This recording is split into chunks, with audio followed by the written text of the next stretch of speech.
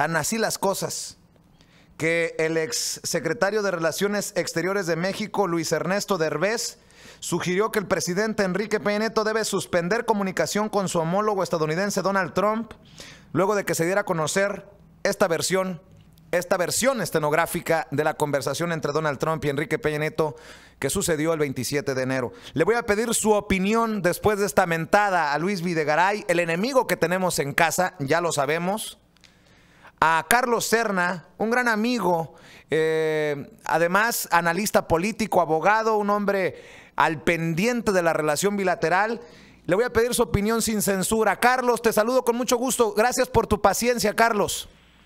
Vicente, ¿cómo estás? Muy buenos días a ti y a tu auditorio. Estoy, como diría mi nana, que en paz descanse, enchilado, mi querido Carlos, por lo que da a conocer el Washington Post y la actitud pusilánime, encabronante de un presidente, lo decía hace un rato el doctor Juan Hernández, enano. Bueno, el problema de Peña Nieto es que, desde luego, como lo hemos comentado en muchas ocasiones, no es él un estadista, ni mucho menos, ha sido un burócrata venido a más, y de la misma tesitura es todo su gabinete, empezando por el ahora canciller Luis Videgaray. Y el problema que hemos comentado muchas veces cuando hemos estado reunidos, en que el gobierno mexicano, y yo ya no hablo nunca del gobierno, sino de toda una clase política representada por los tres partidos principales, ahora 4, tienen siempre los calzones muy sucios, y en las negociaciones con Estados Unidos siempre tenemos que llegar con los pantalones abajo. Si a eso sumamos una persona verdaderamente egocentrista y megalómana como Trump, en el pináculo de su poder, que ahora empieza afortunadamente un poco a opacarse, pues no podíamos esperar nada distinto de esa conversación. Creo que lo único que nos queda de vacío, porque la letra, la palabra escrita es un poco fría, es que no tenemos el contexto. En ciertos intercambios es hasta salamero Trump, pero en las partes amenazantes, como no tenemos el tono de voz, pues no podemos saber qué tan amenazante era. Definitivamente creo que dentro de las circunstancias Peña Nieto no le quedaba nada más que escuchar y un poco obedecer, pero pues eso desde luego no reivindica ni a su gobierno ni a la posición de México ante Estados Unidos. Para ti también, o no sé, para mí, voy a dar mi opinión, para nosotros aquí en Sin Censura, es de mucho significado la referencia directa a Luis Videgaray cuando Donald Trump habla de que se va a sentar a la mesa a negociar Luis Videgaray y Jared Kushner, que si por Donald Trump hubiera sido, nunca se hubiera reunido con México ni hubiera ido a México, pero fue por la relación tan buena que tienen Luis Videgaray. ¿Tú ves la mano de Donald Trump en el regreso de Luis Videgaray al gabinete de Enrique Peña Nieto? Yo veo la mano de Donald Trump, pero de los intereses que han venido manejando desde hace mucho tiempo, económicos principalmente, Peña Nieto y Videgaray.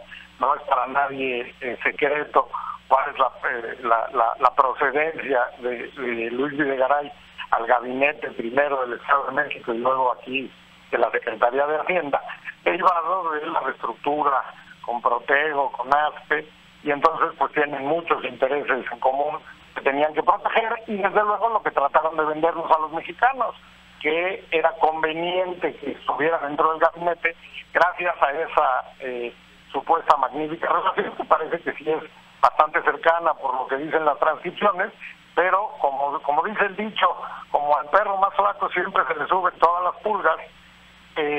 Ahora resulta que ya el Kushner está muy abollado, su brillo está en decadencia, y se empieza a rumorar hasta su posible regreso a Nueva York. Entonces, si esa era nuestro mejor gallo, pues a lo mejor nuestro mejor gallo ya se nos está muriendo.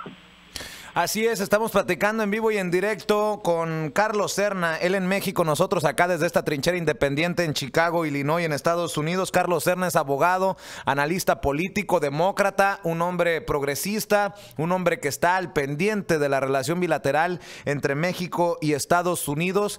Sobre esto que destapa el Washington Post, las mentiras que por tantos meses estuvieron sosteniendo Enrique Peña Nieto, Luis Videgaray y sus cercanos hacia el público, de que no había habido una actitud cobarde o débil del presidente Enrique Peña Nieto en estas conversaciones con Donald Trump. Nos preocuparíamos, nos debemos de preocupar los mexicanos desde tu perspectiva, Carlos Serna, de darnos cuenta cuál es la relación de señor presidente a tú, Enrique, rumbo a la renegociación del Tratado de Libre Comercio entre Donald Trump y Enrique Peña Nieto. Carlos. Pues a mí me parece realmente muy interesante el momento en el que se filtra esta transcripción, porque de alguna manera nos sitúa en el dicho, en la frase famosa de William Shakespeare de que el pasado es prólogo, y entonces en función de cuál es la actitud que la administración de Trump tiene hacia México, pues sí podemos esperar negociaciones muy rudas. Ahora, no todo lo que en principio parece una derrota para México acaba siendo una derrota para el pueblo mexicano, que eso me parece que es muy, muy interesante. ¿A qué me refiero con esto? En las negociaciones del Tratado de Libre Comercio, por primera vez va a haber un rubro laboral. Y este rubro laboral lo que busca es que no haya una competencia desleal en el ámbito laboral. Con la reforma laboral aquí en México se dieron muchas oportunidades para el outsourcing famoso y para la tercerización, que ha impactado mucho en los ingresos de los trabajadores. Esa competencia desleal ahora va a poder, en principio es lo que están diciendo, ser negociada dentro de los paneles del Tratado de Libre Comercio. Eso al final de cuentas para el trabajador mexicano puede ser una muy buena noticia, porque el empresario mexicano, que por desgracia es muy tramposo, pues ahora tendrá una vigilancia exterior. El problema de la soberanía siempre es un problema muy complicado, porque lo estamos viendo ahora con Venezuela. Ser soberano para ser dictador, pues no es ningún consuelo para nadie. Entonces, el hecho de que México no tendría ninguna legislación ni en materia de medio ambiente ni en materia de competencia económica si no hubiera sido por el primer Tratado de Libre Comercio. Entonces, hay que tener mucha cautela cuando vemos estas negociaciones a nivel de tratados internacionales, de que parece que México país pierde, pero a veces los que ganamos somos los mexicanos. En ese sentido, ya que estás hablando de los trabajadores, ¿qué podemos esperar los mexicanos en Estados Unidos que estamos siendo golpeados por esta ola antimexicana, antihispana, antiinmigrante? Mucho hemos criticado el silencio encabronante del gobierno de México ante esto que sí, en efecto, ocurre en Estados Unidos y que debe de haber un respeto por las cuestiones domésticas, nacionales de cada país. Pero pues la realidad es que hay millones de mexicanos que se sienten abandonados a su suerte ante este Donald Trump, que de acuerdo a lo que hoy entendemos por lo que publica el Washington Post, pues no va a quitar el dedo del renglón porque le conviene políticamente, y Peña Nieto podría estar guardando silencio para no hacer encabronar al presidente de Estados Unidos. Pues totalmente de acuerdo. Hemos oído un angustiante silencio, muy poca reacción a esta iniciativa que de una manera muy, pues ya no sé cómo calificarla, yo diría que ya casi fascista, de Steve Miller cuando la presentó en la Casa Blanca, de la iniciativa de la nueva política migratoria, tanto legal como ilegal, que quiere plantear la administración y que está empezando afortunadamente a tener resistencia en el Congreso. Yo creo que es muy importante situar toda esta